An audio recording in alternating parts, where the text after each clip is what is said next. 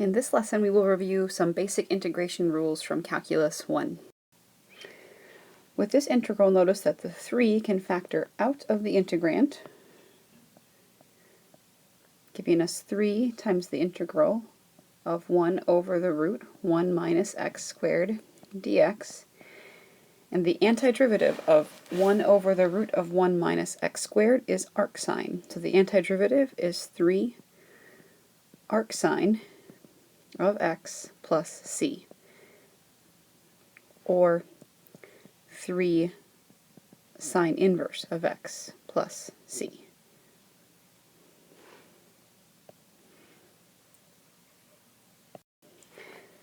This next problem is only slightly different. Instead of only 3 in the numerator, there is 3x. The 3 can still factor out,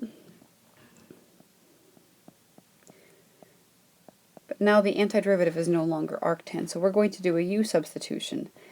Let u equal 1 minus x squared. Du is negative 2x dx. So negative 1/2 du is equal to x dx. So that gives us negative 3 over 2, the integral 1 over root u du. And just because that u is in a denominator does not mean the antiderivative is ln. That only applies if you have 1 over u. This is 1 over u to the 1/2. There we use the power rule. This is u to the negative 1/2. And the antiderivative of that will be u to the 1/2 times 2 over 1 plus c, or, simplifying, negative 3 root 1 minus x squared plus c. Now here you have to remember a formula that the antiderivative of 1 over x squared plus a squared dx is equal to 1 over a arctan x over a plus c. So first factor the 4 out. 4 times 1 over x squared plus 9 dx. And we apply that formula with a equal to 3, which gives us 4 times 1 over 3 arctan x over 3 plus c, or 4/3 arctan x over 3.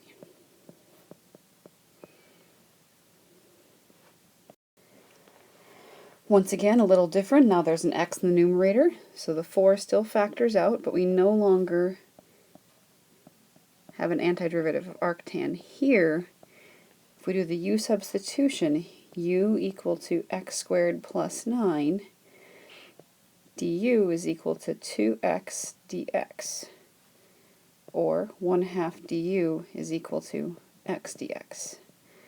So this is now 4 over 2, antiderivative, 1 over u. So that's 2 ln absolute value of u plus c, or 2 ln absolute value x squared plus 9. Now in general you need those absolute value bars. However, this quantity x squared plus 9 is always bigger than or equal to 9, meaning it's always positive. So technically in this case you can drop those absolute value bars and just have regular old parentheses. You can only do that if the quantity inside the absolute value bars is positive, and it should be sort of obviously so. Alright, another u substitution. So if you try to let u equal sine of 2x, then du will equal 2 cosine 2x dx. So if we just take 1/2 du, we can replace the cosine of 2x dx with 1/2 du, and this becomes the integral of 1/2 e to the u du, or 1/2 e to the u plus c, 1/2 e to the sine of 2x plus c.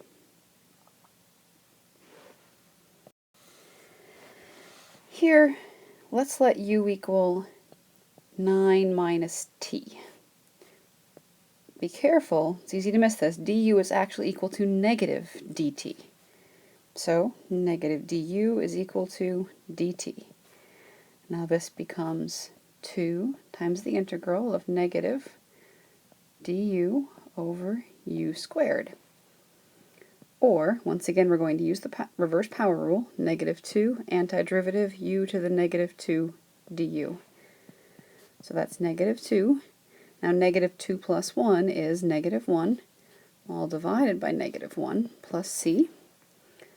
So that will be 2u to the negative 1 plus c, which is 2 over 9 minus t plus c. Sometimes when you apply U-substitution you have to be clever and manipulate substitution. This is an example of one of those times. So if you let u equal x minus 4, du is just dx. But you have to worry about the x squared in that numerator, and how you do that, worry about how you change that is this. You take your substitution. So if u is equal to x minus 4, u plus 4 is equal to x, or, well, x squared will equal u plus 4, the quantity squared, which is u squared plus 8u plus 16. So making all the necessary substitution, this integral becomes the integral of u squared plus 8u plus 16 over u du. And now, to handle that fraction, we divide each individual component by u squared over u plus 8u over u plus 16 over u du, which is the integral of u plus 8 plus 16 over u du. And now antidifferentiate. The antiderivative of u is 1/2 u squared. Antiderivative of 8 is 8u plus 16 natural log absolute value of u plus c. So that will be 1/2 x minus 4 quantity squared plus 8 times x minus 4 plus 16 ln absolute value x minus 4 plus c. Now notice in this particular example, a u substitution actually will not work if you try to let u equal 1 minus 5x squared. You end up with du being negative 25x dx, and there's no x anywhere in that integrand, so substitution is not going to work. So instead, what you have to do is expand the expression inside the integrand. So that will expand to 1 minus 10x squared plus 25x to the 4th dx. And now you can antidifferentiate each component individually. Antiderivative of 1 is x. 10x squared's antiderivative is negative 10 thirds x cubed plus 25 over 5x to the 5th plus c. So that's x minus 10 thirds x cubed plus 5x to the 5th plus c.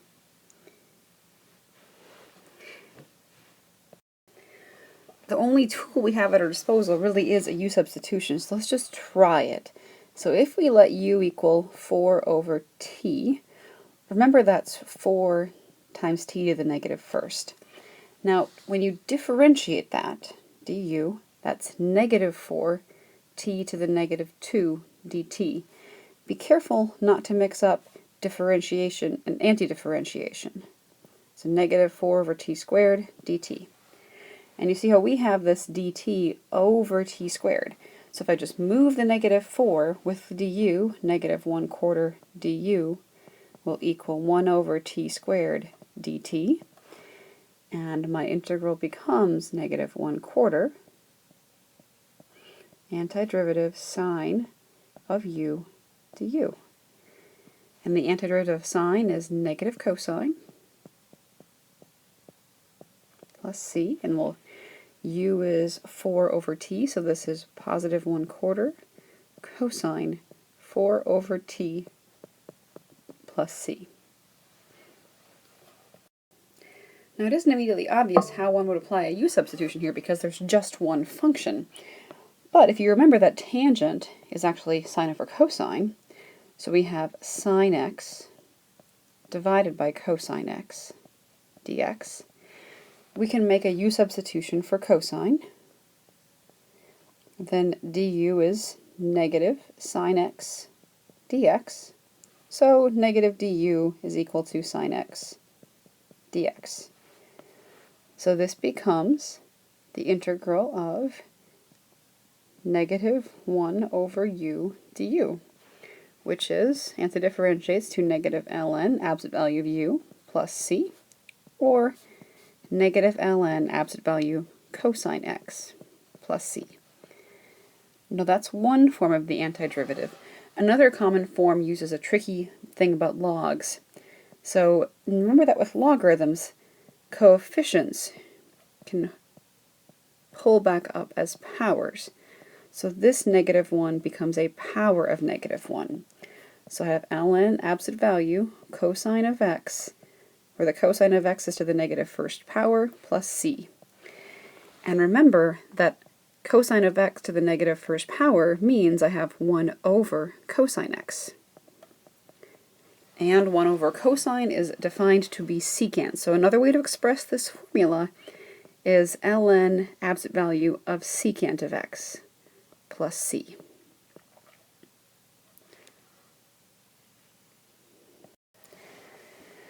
Now tangent squared 2x. We can't apply the previous formula because this tangent squared, not just regular old tangent. Bummer.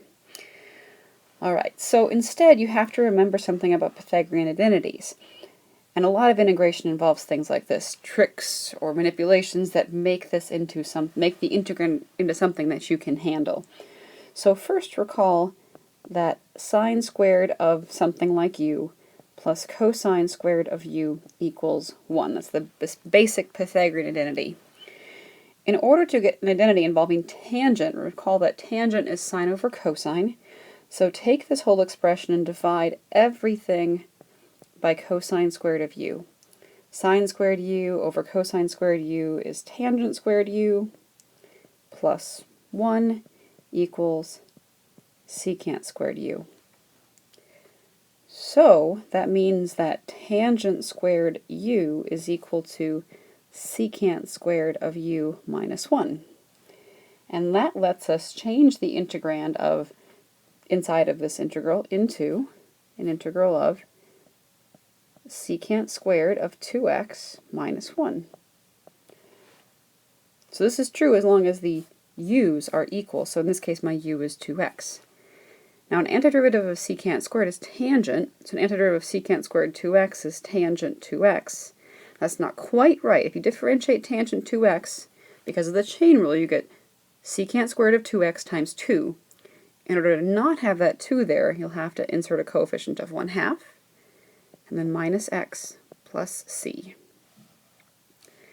If you're uncomfortable with doing this fast, make a u substitution and let u equal 2x, and you'll get the same thing. For this next integral, we will break this up into two pieces. First, 1 over sine alpha d alpha plus an integral of cosine alpha over sine alpha d alpha. Now let's evaluate the second piece first. So for that second piece, let's let u equal sine alpha, much like we did with tangent. Then du is cosine of alpha d alpha. So this becomes the integral of 1 over u du, which antidifferentiates to ln absolute value of u, which is sine alpha. We'll put the plus c on the end. Now the next one's not quite as easy, but first notice that 1 over sine is cosecant alpha, And I'm going to take that and multiply by cosecant alpha plus cotangent alpha over itself. Cosecant alpha plus cotangent alpha d alpha, which seems kind of like, why in the world would you do that? But here's why. So the numerator becomes plus cotangent alpha, and then plus ln absolute value of sine alpha plus c.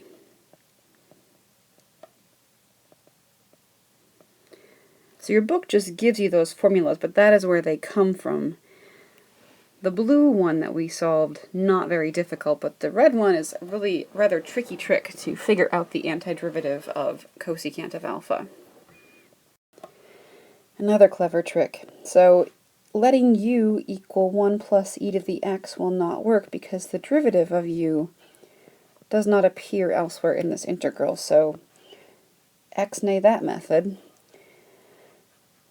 What we're going to do instead is cleverly add and subtract something in the numerator so that we can do a substitution. Here is how this will work.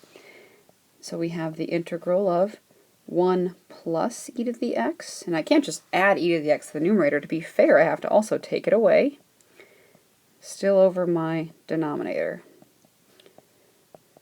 So far nothing is like not correct, it's just pretty clever that that might work.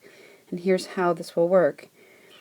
Make this into two integrals. The first one, which is 1 plus e to the x over 1 plus e to the x, and then minus the integral of e to the x over 1 plus e to the x. This first integral really is just the integral of 1 dx, which antidifferentiates to x. Now the second integrand, we can do a u-substitution. Now we can let u equal 1 plus e to the x, because there is an e to the x in the numerator of that. du is e to the x dx. So this becomes minus the integral of 1 over u du, or minus ln absolute value of u plus c, which is x minus ln. Now, do we really need those absolute value bars? E to the x looks like this. Adding 1 to it just shifts that graph up 1, meaning that this expression, the lowest it gets, or its domain, its range, is 1 to infinity. So that expression is never negative, so we do not need those bars. Plus c.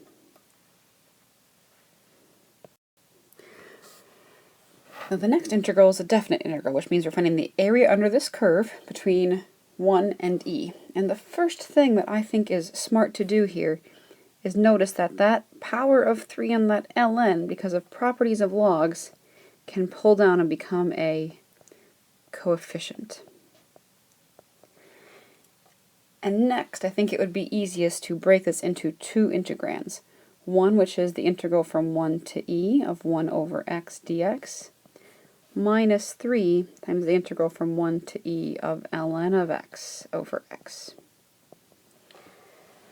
Now the first component, the antiderivative of 1 over x, is just ln, absolute value of x. Now evaluated from 1 to e.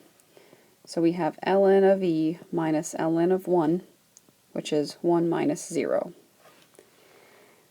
Now the second component, we'll do a u-substitution. Let u equal ln of x. du will equal 1 over x dx. We must also change our bounds. So if x is equal to 1, u is equal to ln of 1, which is 0. And if x is equal to e, u is equal to ln of e, which is 1.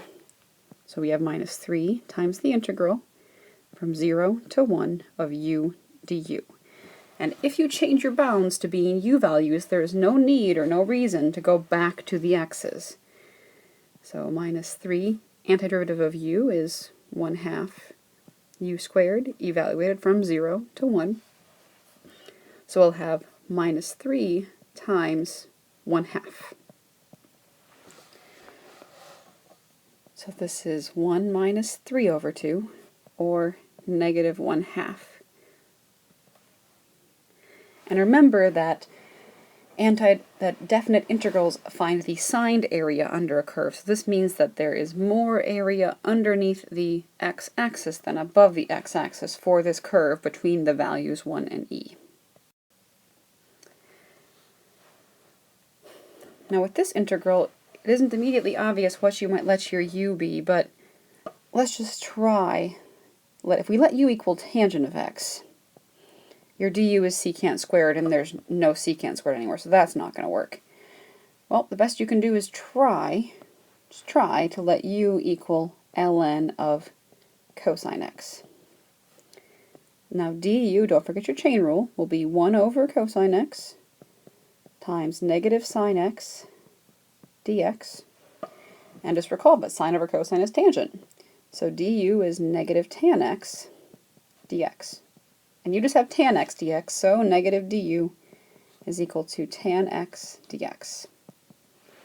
So this becomes the integral of negative u du, which antidifferentiates to negative 1/2 u squared plus c.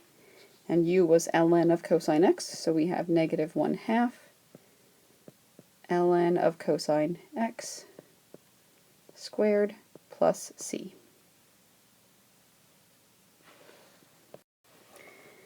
In this example, we cannot let u equal the 1 plus e to the 5x because the derivative of that does not appear anywhere in this integral. So what we can do is expand. So we have 1 plus e to the 5x multiplied by 1 plus e to the 5x. Now that becomes the integral of 1 plus 2e to the 5x plus e to the 10x. Remember, when you multiply two expressions with a common base, the powers add. Now antidifferentiate each individual component. We have x plus 2 times 1/5 e to the 5x plus 1/10 e to the 10x plus c, or x plus 2/5 e to the 5x plus 1/10 e to the 10x plus c. Solve the differential equation dy dx equals secant x plus tan x quantity squared, given that y passes through 0, 1. So what we're trying to do is find the equation whose derivative is secant x plus tan x, the quantity squared, that passes through the point 0, 1. So if I antidifferentiate secant squared plus tan x, secant of x plus tan x quantity squared, I will get a function whose derivative is this, so an antiderivative. So we'll have that y is equal to the antiderivative of secant x plus tan x squared. And this initial point will allow me to figure out what the c is. So now to antidifferentiate this, the best option is to square secant plus tan x. That gives us secant squared x plus 2 secant x tan x plus tangent squared x dx. And in a previous example we discussed that tangent squared of x is equal to secant squared of x minus 1. So this becomes the integral of secant squared x plus 2 secant x tan x plus secant squared x minus 1, or 2 secant squared x plus 2 secant x tan x minus 1. And now we can antidifferentiate everything. We'll have the antiderivative of secant squared is tangent, so 2 tangent x, plus the antiderivative of secant tan is secant x, so plus 2 secant x minus 1 x plus c. Now that we have a general antiderivative, we use the initial condition 0, 1 to figure out what the c is. So x is 0, y is 1, so we'll have 1 equals 2 tangent of 0 plus 2 secant of 0 minus 0 plus c. Now tangent of 0 is sine of 0 over cosine of 0, which is 0. Secant of 0 is 1 over cosine of 0. Cosine of 0 is 1, so we have 2 times 1 plus c. And we end up with c equal negative 1. So the particular solution to that differential equation is y equals 2 tangent x plus 2 secant of x minus 1. And this function has the property that its derivative is equal to what we had on the previous slide, and it passes through the point 0, 1. That's what it means to satisfy the differential equation.